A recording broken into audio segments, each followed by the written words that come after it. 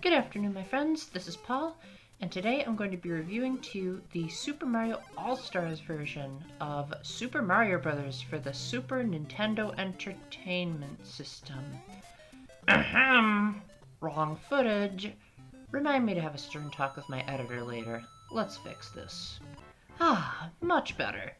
Now, besides just the obvious graphical and musical upgrades that you can see and hear just by looking at and listening to this footage, Nintendo also took the time to refine several aspects of the game to make it fit more in line with what they learned from Super Mario World.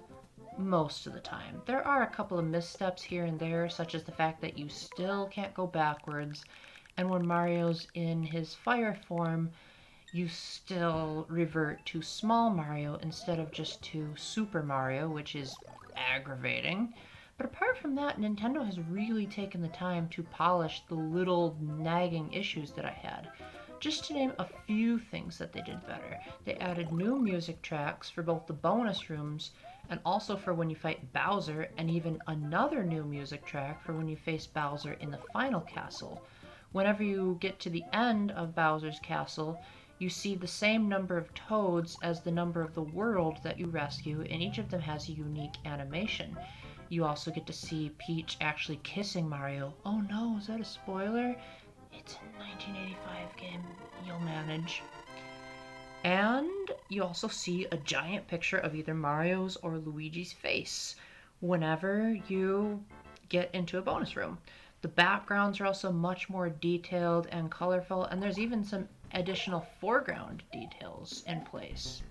So this feels both spruced up and also significantly improved, while at the same time keeping a hold of several aspects that I think a lot of people would just insist on having in there. Like, I bet if you actually could move backwards for once, people would probably say, you can't mess with nostalgia.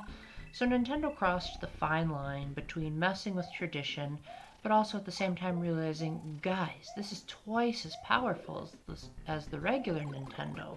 Let's actually take advantage of the horsepower. So, you may have recalled my original Super Mario Bros. Review, and you might realize that I kinda hated the game.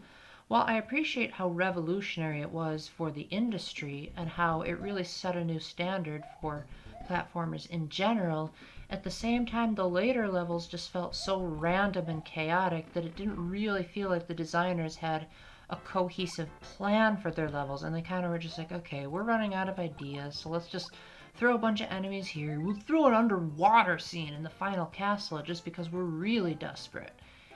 And also the controls just really hadn't stood up. While this game definitely fixes the controls, the annoying levels are still there, and if it weren't for the rewind feature, as I'm playing this on Nintendo Switch Online, I probably would have been way more fed up with this game than I'm coming across. While I still think Super Mario Bros. Is a great industry standard maker, but not necessarily a great game to finish, it is definitely the kind of game that you're going to find enjoyment out of for at least the first couple of worlds. Once you get near the end, then the mazes and the castles and the crazy out-of-the-blue level design will probably give you a nightmare.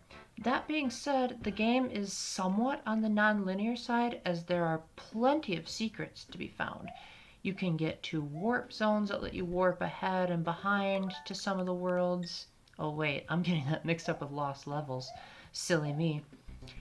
And you can also find secret passages in the form of vines, which now thankfully have the new bonus room music to make it so that you don't just hear the invincibility theme over and over again. However, apart from these tiny little touches, the level designs have remained pretty much entirely untouched. So while it may be easier to play, that doesn't necessarily make the levels more enjoyable. So I think that it's really going to depend on your love for 2D Marios if you want to pick up Super Mario All-Stars.